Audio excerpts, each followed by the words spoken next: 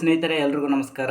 ಇವತ್ತಿನ ವಿಡಿಯೋ ಬಂದುಬಿಟ್ಟು ಯುವ ನಿಧಿ ಸರ್ಕಾರದ 5ನೇ ಗ್ಯಾರಂಟಿ ಆದಂಥ ಯುವ ನಿಧಿ ಡಿಪ್ಲೊಮಾ ಮತ್ತು ಡಿಗ್ರಿ ಸ್ಟೂಡೆಂಟ್ಗಳಿಗೆ 3,000 ರೂಪಾಯಿ, ಡಿಪ್ಲೊಮಾ ಸ್ಟೂಡೆಂಟಿಗೆ 1,500 ರೂಪಾಯಿ ಅಂತ ಹೇಳ್ಬಿಟ್ಟು ಘೋಷಣೆ ಮಾಡಿದೆ ಸರ್ಕಾರದಿಂದ.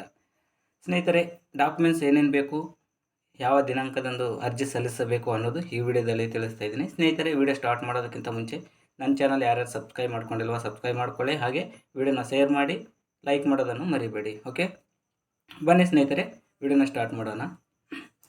ಸ್ನೇಹಿತರೆ, ತಮ್ಮೆಲ್ಲರಿಗೂ ಗೊತ್ತಿದೆ, ಯುವ ನಿಧಿ 2022-23ನೇ ಸಾಲಿನಲ್ಲಿ ಡಿಗ್ರಿ ಕಂಪ್ಲೀಟ್ ಮಾಡಿದವರು ಆ್ಯಂಡ್ ಡಿಪ್ಲೊಮಾ ಕಂಪ್ಲೀಟ್ ಮಾಡಿದವರಿಗೆ ಸರ್ಕಾರದಿಂದ ನಿರುದ್ಯೋಗಿ ಅಂತ ಹೇಳ್ಬಿಟ್ಟು ದುಡ್ಡನ್ನು ಅಕೌಂಟ್ಗೆ ಹಾಕ್ತೀವಿ ಅಂತ ಹೇಳ್ಬಿಟ್ಟು ಹೇಳಿದ್ದಾರೆ.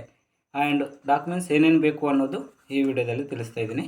ಸ್ನೇಹಿತರೆ, ಡಿಗ್ರಿ ಕಂಪ್ಲೀಟ್ ಮಾಡಿದವರಿಗೆ ಮೊದಲನೇದಾಗಿ ಹೇಳ್ತಾ ಇದ್ದೀನಿ. ಡಿಗ್ರಿ ನಿಮ್ಮದೊಂದು Aadhaar card and 10th marks card, ಹಾಗೆ ನಿಮ್ಮ PUC ಮಾರ್ಕ್ಸ್ ಕಾರ್ಡ್ ಬೇಕಾಗುತ್ತೆ, ಮತ್ತು ಡಿಗ್ರಿ ಕಂಪ್ಲೀಟ್ ಆಗಿದ್ದು ಫೈನಲ್ ಇಯರ್ದೊಂದು ಸರ್ಟಿಫಿಕೇಟ್ ಬೇಕಾಗುತ್ತೆ, ಡಿಗ್ರಿ ಕಂಪ್ಲೀಟ್. ಓಕೆ, 3 ಡಾಕ್ಯುಮೆಂಟ್ಸ್ ಆಯ್ತಲ್ಲ. 3 ಡಾಕ್ಯುಮೆಂಟ್ಸ್ ಆದಮೇಲೆ ನೆಕ್ಸ್ಟ್ ಬಂದುಬಿಟ್ಟು ನಿಮ್ಮದೊಂದು ಕಾಸ್ಟು ಮತ್ತು ಇನ್ಕಮ್ ಸರ್ಟಿಫಿಕೇಟು. ಓಕೆನಾ, ಇವಿಷ್ಟು ಡಾಕ್ಯುಮೆಂಟ್ಸನ್ನ ನೀವು ರೆಡಿ ಮಾಡಿ ಇಟ್ಕೊಳ್ಳಿ.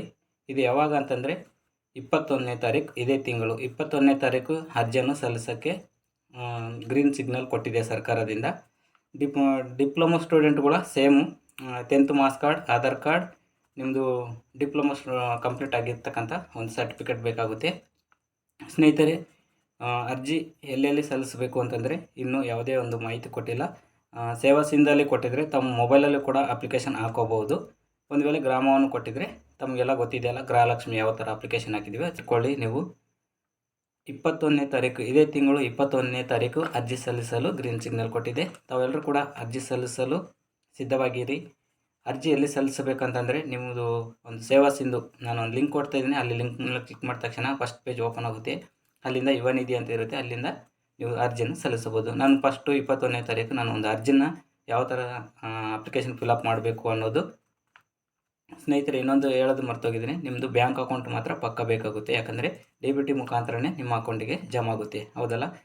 ಓಕೆ ಸ್ನೇಹಿತರೆ, ಇಷ್ಟು ಮಾಹಿತಿ ಇರಲಿ ಅಂತ ಹೇಳ್ಬಿಟ್ಟು ವಿಡಿಯೋ ಮಾಡಿದ್ದೀನಿ. 21ನೇ ತಾರೀಕು ಒಂದು ವಿಡಿಯೋ ಲೈವಲ್ಲಿ ಮಾಡ್ತೀನಿ, ಲೈವ್ ಮಾಡಿ ನಿಮ್ಮೆಲ್ಲರೂ ಕೂಡ ಶೇರ್ ಮಾಡ್ತೀನಿ. ತಾವು ಕೂಡ ತಮ್ಮ ಫ್ಯಾಮಿಲಿ ಮೆಂಬರ್ಸ್ಗೆ, ನಿಮ್ಮ ಫ್ರೆಂಡ್ಸಿಗೆ ಕೂಡ ವಿಡಿಯೋನ ಶೇರ್ ಮಾಡಿ. ಧನ್ಯವಾದಗಳು.